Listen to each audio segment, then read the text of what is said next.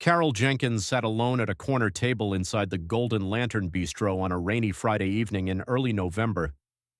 Her fingers were wrapped so tightly around her water glass that her knuckles had gone white. She had arrived exactly 12 minutes early. Being late felt impossible, and being on time felt terrifying. So early was the only option that made any sense. The restaurant was the kind of place that tried hard to feel romantic without being intimidating. It had warm amber lighting, exposed brick, and candles flickering in small glass jars on every table.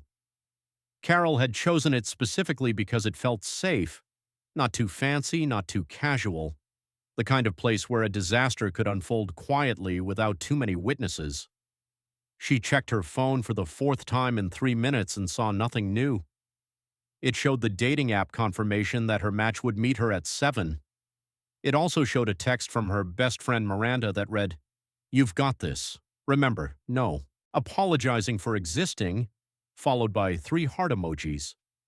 Carol set the phone face down on the table and tried to remember how to breathe normally. The thing about being 34 years old and having lupus was that dating felt like navigating a minefield while also being the mine. She had been diagnosed at 26 after nearly 2 years of doctors dismissing her fatigue as stress and her joint pain as hypochondria. In the 8 years since then, she had learned to manage her symptoms with medication and careful lifestyle choices. But she had also learned that most men heard the word chronic illness and immediately started calculating their exit strategy. Her last serious relationship had ended 14 months ago. Her boyfriend of 2 years had finally admitted that he couldn't see himself being a caregiver for the rest of his life. That was the word he used, caregiver, as if she was already bedridden and helpless instead of a working graphic designer who ran 3 miles every other morning and had only been hospitalized twice in the past 5 years.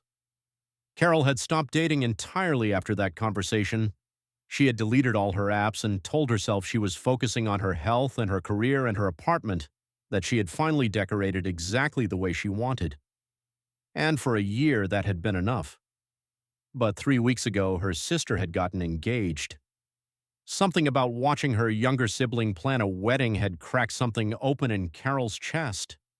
She found herself downloading the apps again, scrolling through profiles with a mixture of hope and dread. When she matched with a man named Bob who had kind eyes and a bio that mentioned being a single father to a 7-year-old daughter, she had felt something flutter in her stomach that she had almost forgotten existed. They had messaged for a week before agreeing to meet. He seemed genuine. He asked thoughtful questions and actually remembered her answers.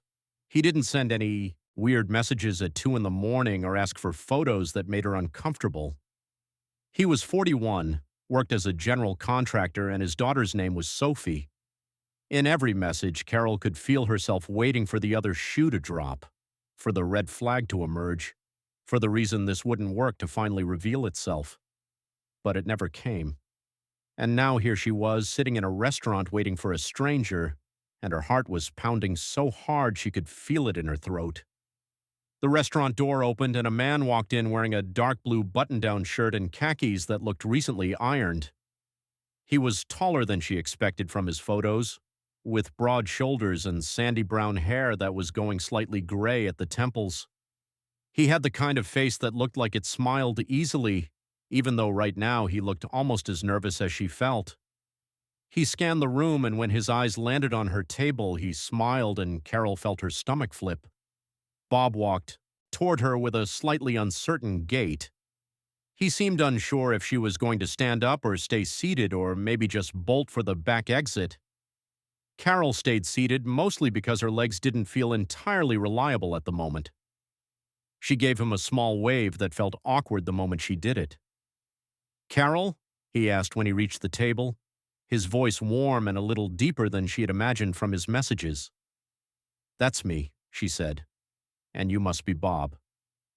"Guilty as charged," he said, and then winced slightly.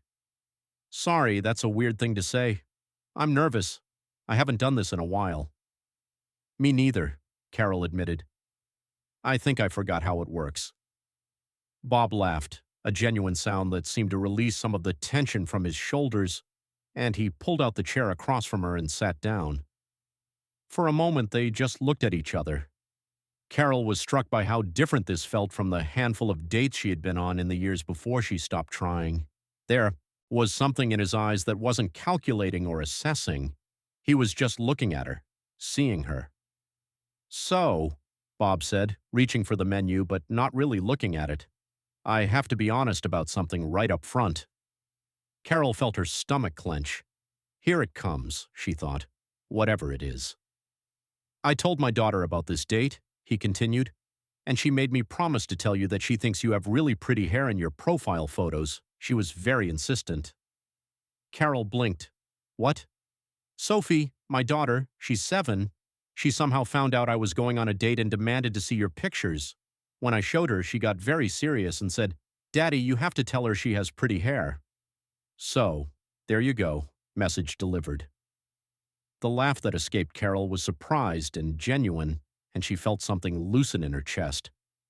Well, please tell Sophie I said thank you. That might be the nicest compliment I've gotten in months. I will, Bob said, grinning. She'll be thrilled. She's been very invested in my love life lately, which is both sweet and slightly terrifying for a 7-year-old. She sounds wonderful, Carol said. She's my whole world, Bob replied simply, and there was no bravado in it, just fact. Her mom passed away 4 years ago. Cancer. It was quick, which everyone says is a blessing, but honestly that just meant we didn't get to say goodbye properly. Carol felt her heart crack open a little. I'm so sorry. Thank you, Bob said. It was the worst thing that ever happened to me. And then it was the worst thing that happened to Sophie. And then somehow we just kept waking up every morning and making breakfast and going to school and building a life. That's the thing no one tells you about grief. It doesn't end. You just learn to carry it differently. Carol nodded slowly. I think I understand that more than you might expect. Bob looked at her with curiosity but not pressure, leaving space for her to share or not. The waiter appeared and they ordered drinks and appetizers almost at random, neither of them really paying attention to the menu. When they were alone again, Carol took a deep breath. I need to tell you something too, she said. About me. And this is usually the point where people start looking for the exit, so I'm just going to say it and get it over with. Bob leaned forward slightly, his expression open. Okay. I have lupus, Carol said. It's an autoimmune disease. My immune system basically attacks my own body. I take medication every day. I have to be careful about sun exposure and stress and getting enough sleep. Sometimes I have flares where I'm exhausted and in pain and pretty much useless for days or weeks at a time. I've been hospitalized twice in the past 5 years. I might be hospitalized again someday. She paused, forcing herself to meet his eyes. I'm not dying. I'm not fragile. I live a pretty normal life most of the time. But I'm not going to pretend I'm 100% healthy either, because I'm not. And I learned the hard way that pretending just delays the inevitable disappointment.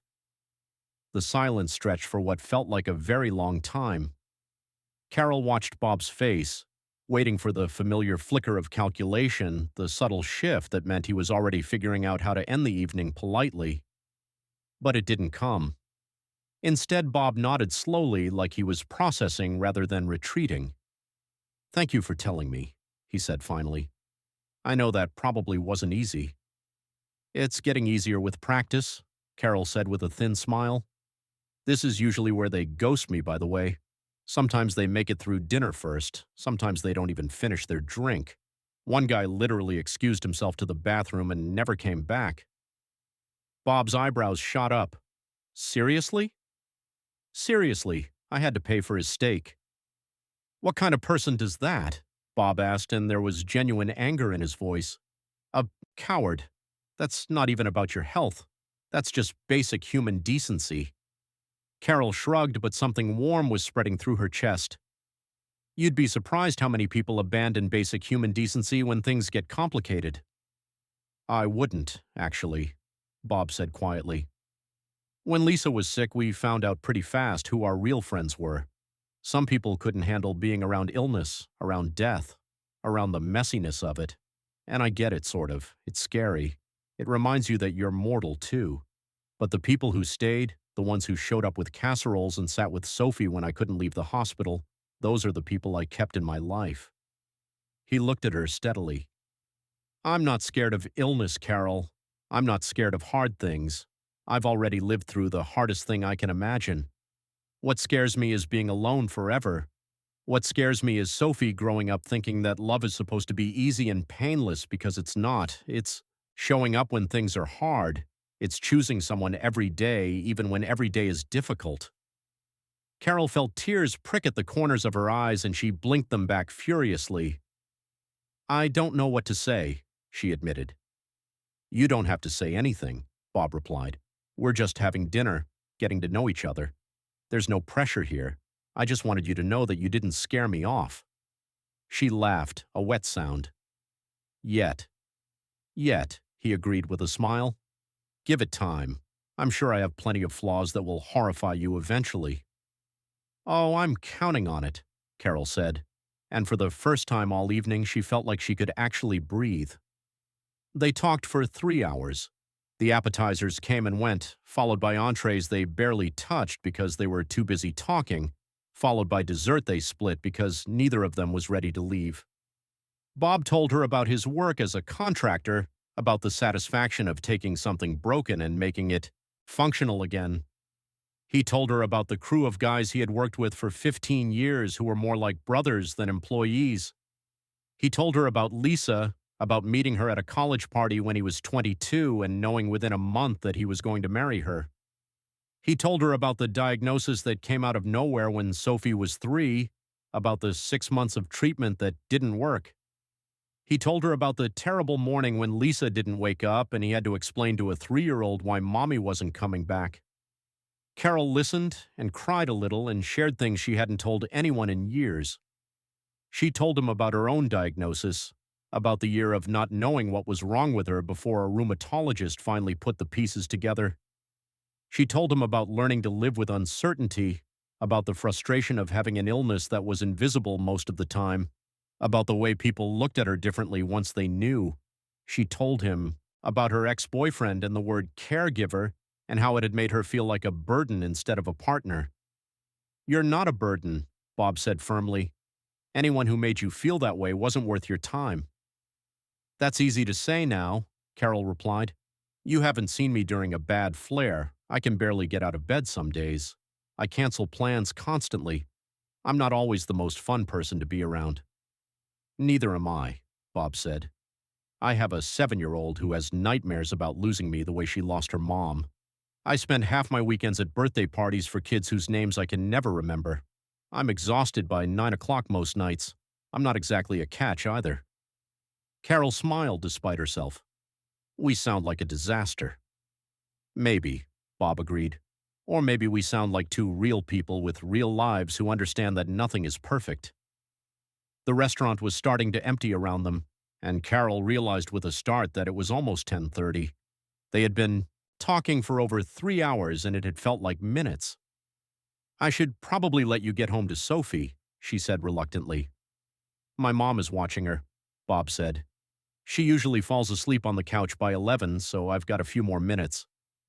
He hesitated, then added, I don't want this night to end. Carol's heart stuttered. Me neither. They paid the bill, arguing gently about who should cover what until they finally agreed to split it, and walked out into the November night. The rain had stopped, but the air was cold and damp, and Carol wrapped her coat tighter around herself. The parking lot was nearly empty now, just her silver sedan and a pickup truck that she assumed was Bob's.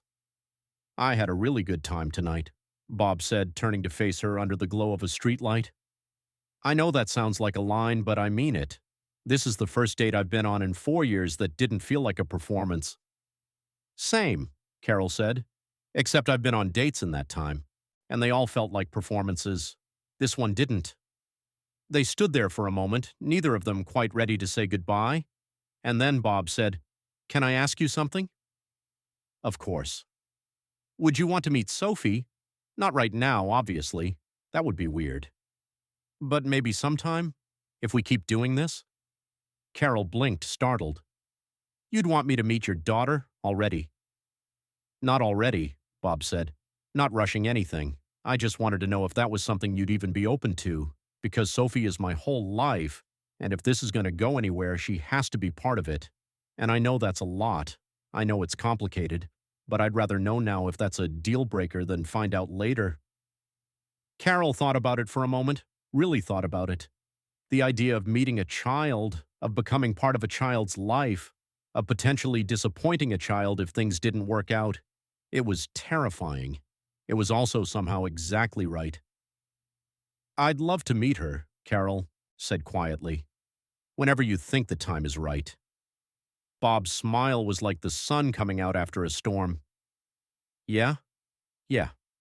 He stepped forward, hesitated, then leaned in and kissed her softly on the cheek. "Good night, Carol. I'll call you tomorrow." "Good night, Bob." She watched him walk to his truck, watched him wave before climbing in, watched the red taillights disappear into the darkness, and then she stood there for another full minute, alone in an empty parking lot, smiling like an idiot because for the first time in years, Hope didn't feel foolish. Bob called the next morning, just like he promised, and the morning after that, and the morning after that. They texted throughout the day, exchanging mundane details about their lives that somehow felt fascinating when they came from each other. Bob sent her photos of job sites and asked for her opinion on paint colors. Carol sent him pictures of her graphic design work and laughed when he admitted he had no idea what kerning meant but was impressed anyway. They went on a second date a week later, dinner at a Thai restaurant where Bob made her try something called drunken noodles. She pretended to be brave about the spice level until her eyes started watering and he laughed so hard he nearly choked on his water.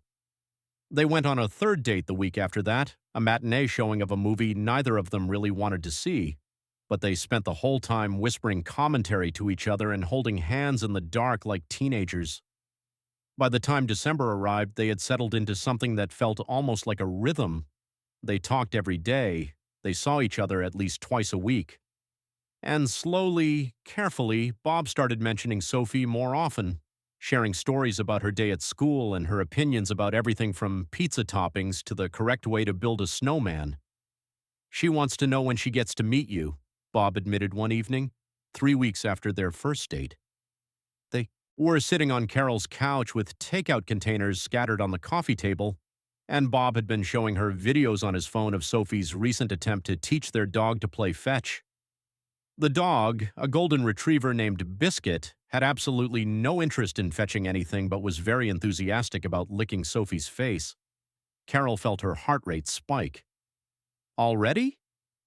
"I know it seems fast," Bob said, "but Sophie is perceptive. She knows something's different. She knows I'm happy, and she keeps asking questions, and I'm running out of ways to not answer them." "What kind of questions?"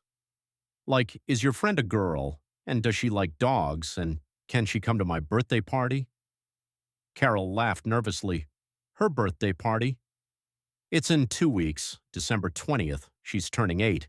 And she's already informed me that if I don't invite the lady with the pretty hair, she's going to be very disappointed." Carol set down her fork, suddenly not hungry anymore. "Bob, I don't know. Meeting a child is a big deal. What if she doesn't like me? What if I say the wrong thing? What if we break up later and she gets hurt?" Bob was quiet for a moment, and when he spoke, his voice was gentle. "Those are all valid concerns, and I've thought about all of them. But here's the thing. Sophie is going to get attached to people. That's what kids do. I can't protect her from every possible hurt. What I can do is teach her that love is worth the risk, that letting people in is scary, but it's also how you build a life." He reached over and took her hand. "You're not auditioning to be her mother, Carol. You're just coming to a birthday party. There will be cake and probably some very loud games and a lot of 7- and 8-year-olds running around screaming. It's chaos, but it's happy chaos, and I'd really like you to be there." Carol looked at him, at this man who had already lost so much and was still willing to risk his heart again. And she realized that if he could be brave, maybe she could be too. "Okay," she said softly. "I'll come to the party." Bob's face lit up like a Christmas tree. "Really? Really? But you have to promise to warn me if there are any topics I should avoid." I don't want to accidentally mention something that upsets her. I promise, Bob said. And honestly, Sophie is pretty resilient. She's been through a lot, but she's also the happiest kid I know. She's going to love you. You can't know that, Carol said. I can, Bob replied simply, because I know her, and I know you, and I know that good people recognize each other. Carol wanted to argue, but she couldn't find the words, so instead she just squeezed his hand and hoped he was right. The birthday party was held at Bob's house, a modest two-story colonial in a quiet neighborhood where every yard had a tree and every porch had a welcome mat. Carol arrived 15 minutes early because she was constitutionally incapable of being late. She sat in her car for 10 of those minutes trying to calm her racing heart. She had spent an embarrassing amount of time choosing her outfit, finally settling on a soft blue sweater and jeans that felt casual but not sloppy.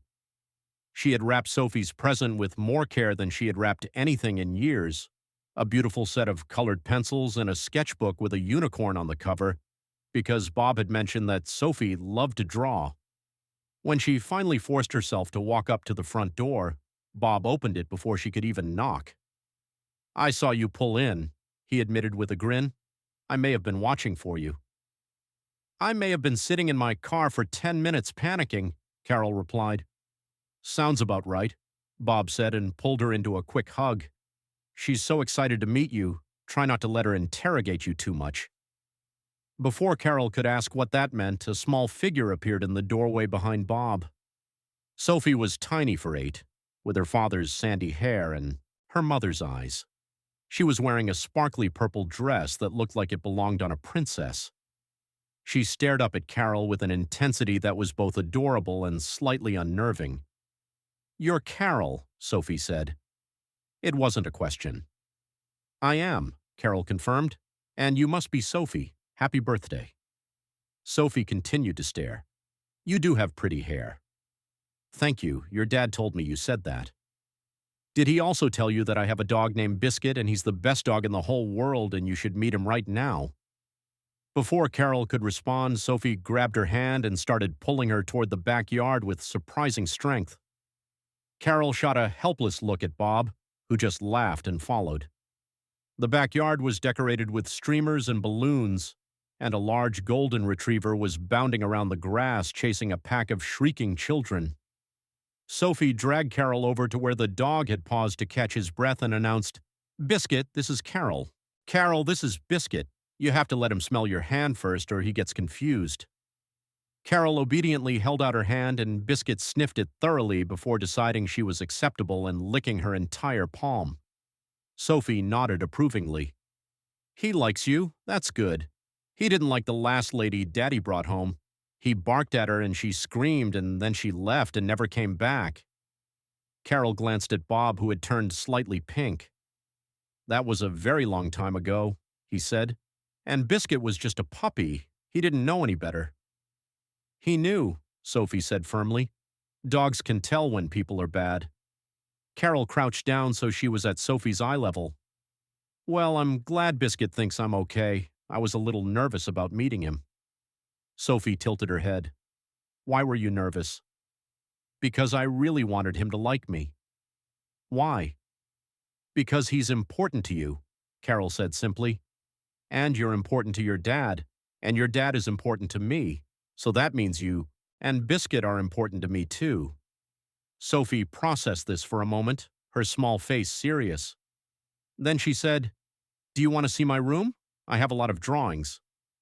I would love to see your drawings, Carol said. Sophie's room was a riot of color, with art covering nearly every available surface. There were drawings taped to the walls, stacked on the desk, scattered across the floor. Some were simple crayon sketches, but others showed genuine talent. Careful shading, interesting perspectives, creative use of color. Carol found herself genuinely impressed. Sophie, these are amazing, she said, picking up a drawing of what appeared to be a rainbow unicorn fighting a dragon. Did you do all of these yourself? Uh-huh, Sophie said proudly. I want to be an artist when I grow up, or a veterinarian, or maybe an astronaut. I haven't decided yet. You've got time, Carol said with a smile. You don't have to decide anything right now. Sophie flopped onto her bed somehow, managing to be graceful and chaotic at the same time.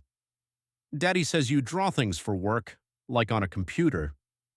I do. I'm a graphic designer. I make logos and advertisements and things like that. Is it fun? Most of the time, Carol said honestly.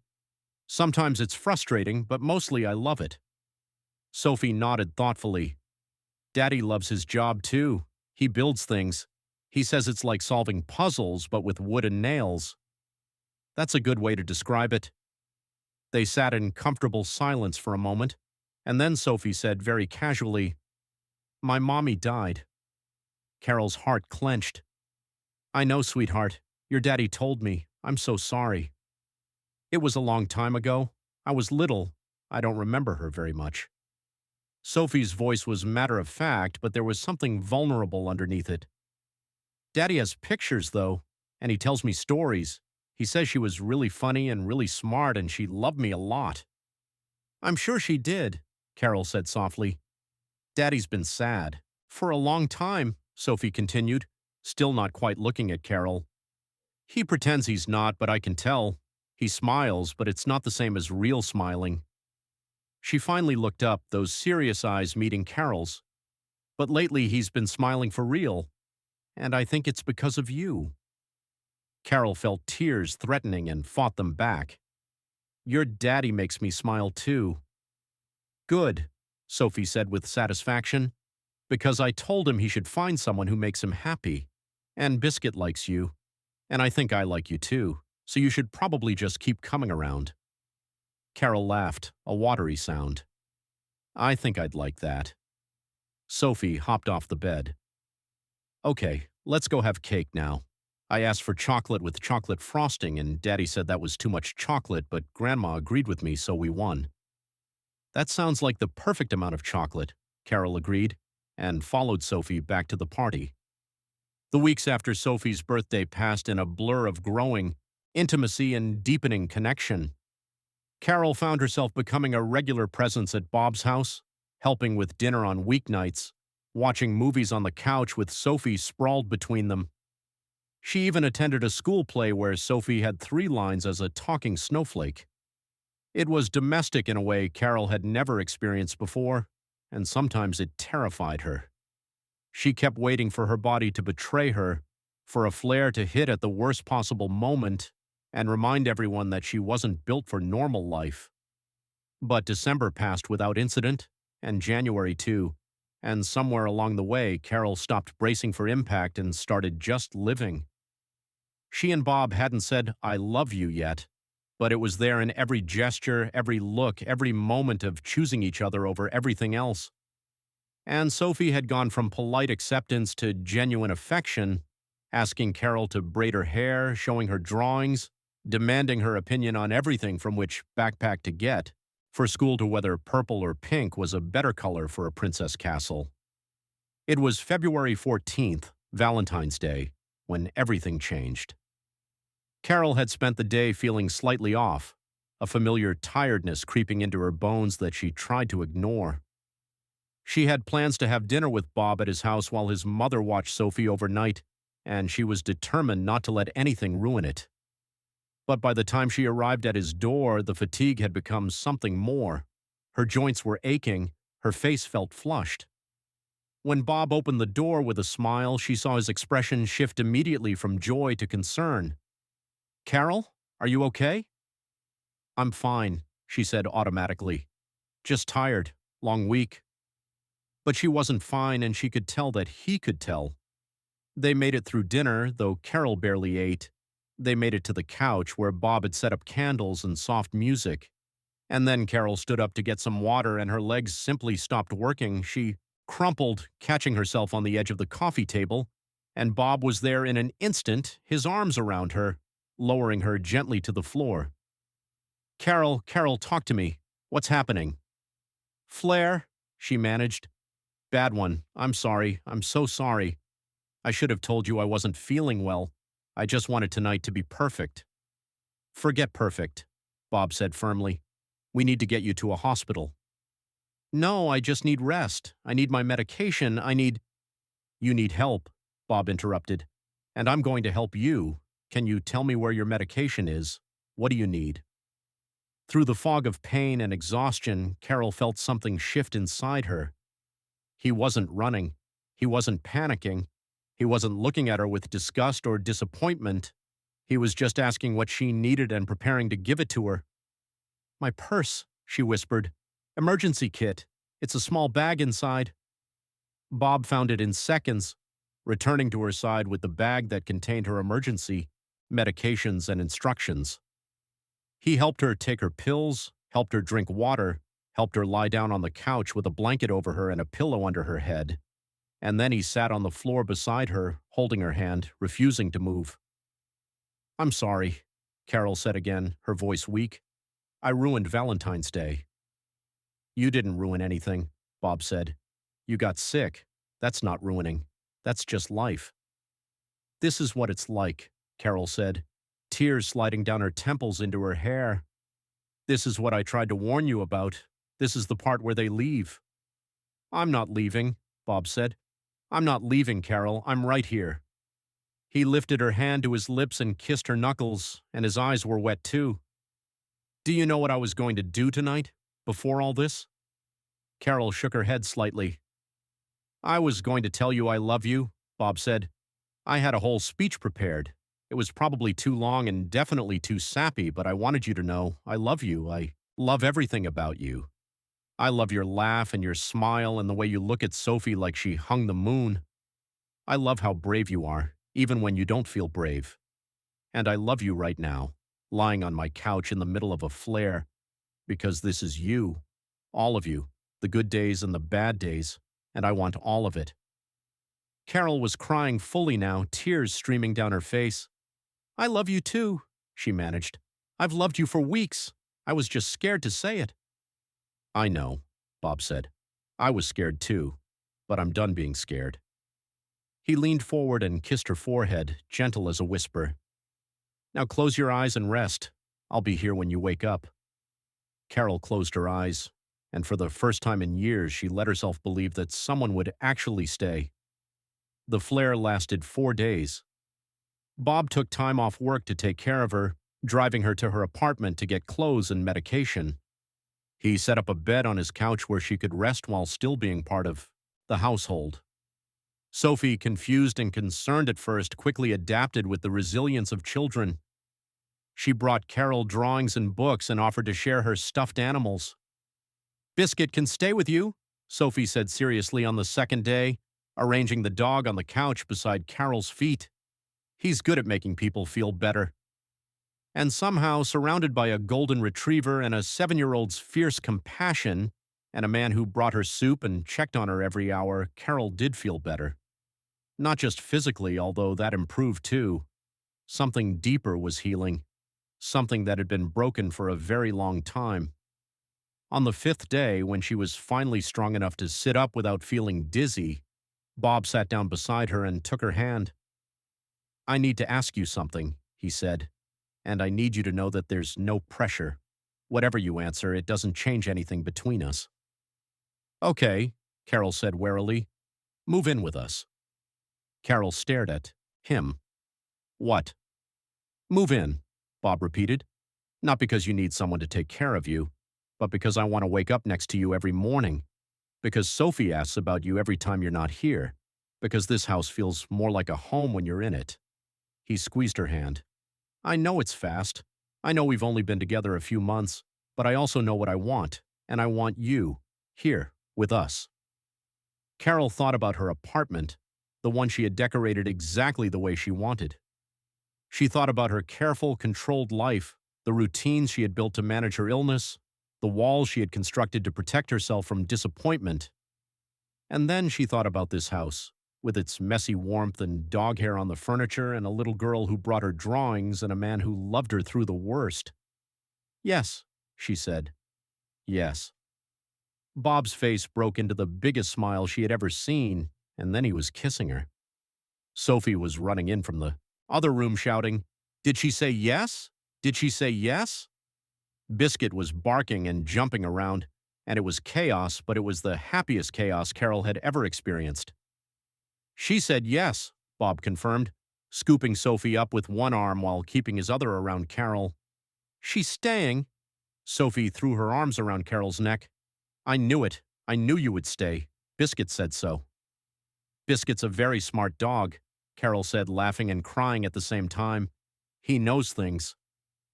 The next year was not without challenges. Carol had 2 more flares, one minor and one that landed her in the hospital for 3 days. But this time she didn't face them alone. Bob was there for every doctor's appointment, every medication adjustment, every difficult day. Sophie learned to recognize the signs that Carol wasn't feeling well and would appear with blankets and books and an almost comical level of concern. And slowly, Carol stopped thinking of her illness as something that would inevitably drive people away and started seeing it as just one part of a much larger life. They were sitting on the porch one evening in late spring watching Sophie chase fireflies in the backyard while Biscuit bounded along behind her. Bob turned to Carol with that look she had come to recognize, the one that meant he was about to say something important. I want to marry you, he said. Carol's heart stopped. I know we've only been together for a little over a year, Bob continued. And I know that's not very long, but I'm 42 years old and I've already lived through losing the love of my life once. I don't want to waste any more time. I want to spend every day I have left with you. He reached into his pocket and pulled out a small velvet box. Carol Jenkins, will you marry me? Carol looked at this man who had seen her at her absolute worst and never flinched, who had brought her into his family and made her part of something bigger than herself, who had taught her that love wasn't about being perfect. It was about showing up over and over again, even when things were hard. Yes, she said. Of course, yes. Bob slid the ring onto her finger, a simple band with a small diamond that sparkled in the fading light. And then Sophie came running over, alerted by some sixth sense that something important was happening. Did you ask her, Daddy? Did you do it? I did, Bob confirmed, and she said yes. Sophie let out a scream of pure joy and launched herself at both of them, nearly knocking them off the porch swing. We're going to be a real family, a forever family. Carol wrapped her arms around them both, this man and this child who had somehow become her whole world. We already are, sweetheart. We already are. The wedding was small, just family and close friends, held in the backyard where Carol had first met Biscuit, and where Sophie had declared that the dog's approval was all that mattered. Carol wore a simple white dress and flowers in her hair. Sophie was the flower girl, walking down the aisle with more enthusiasm than coordination, throwing petals with abandon while Biscuit trotted beside her wearing a bow tie. Bob cried when he saw Carol walking toward him. Carol cried when she heard him say his vows. And Sophie cried because everyone else was crying and she didn't want to be left out. The reception was filled with laughter and dancing, and Sophie's insistence on giving a toast that was mostly about how Biscuit had known from the beginning that Carol was the one. And when the evening wound down and the guests had gone home and Sophie was asleep upstairs with the dog at her feet, Carol and Bob sat on the porch swing together, looking up at the stars. Thank you, Carol said quietly. For what? For staying, for seeing me, for making me believe that I was worth loving. Bob pulled her close, pressing a kiss to the top of her head. You were always worth loving, Carol. You just needed someone who wasn't too scared to see it. They sat in comfortable silence for a long moment, and then Bob said, Do you remember what you told me on our first date? About that being the point where people usually ghost you. I remember, Carol said. I've been thinking about that a lot, Bob continued. About how many people must have looked at you and seen a problem instead of a person. About how many chances at love you missed because people couldn't handle reality. Too many, Carol admitted. Well, Bob said, I'm glad they all failed. I'm glad every single one of them was too short-sighted to see what they had. Because if any of them had stayed, you wouldn't be here with me now. Carol thought about that. About all the rejection and disappointment that had led her to this porch, to this man, to this family. And for the first time, she was grateful for all of it. I used to think my illness was a curse, she said slowly, something that made me unlovable, but now I think maybe it was a filter, a way of sorting out the people who couldn't handle real life from the people who could. That's a good way to look at it, Bob agreed. And you got through the filter, Carol said with a small smile. I guess I did, Bob said. Must be because I'm stubborn. Or because you're wonderful. That too. Carol laughed and leaned into him, feeling his warmth, his solidity, his presence. This man who had chosen her, who kept choosing her, who would choose her tomorrow and the day after that, and every day for the rest of their lives. I love you, she said. I love you too, Bob replied. Forever? Forever. And as the stars wheeled overhead and the night settled soft around them, Carol finally understood that she had never been too broken to be loved. She had just been waiting for the right person to see her clearly. Someone who looked at her flaws and her fears and her fragile body and said, not despite all of this, but because of all of this, you are exactly what I want. If you've ever felt like your struggles make you unlovable, if you've ever hidden parts of yourself because you were afraid of rejection, if you've ever sat across from someone and waited for them to leave, this story is for you. You are not too much. You are not too complicated. You are not too difficult to love. The right person won't see your challenges as obstacles. They'll see them as part of the journey, as proof of your strength, as reasons to love you harder. Subscribe if you believe that real love means showing up for each other, especially when things are hard.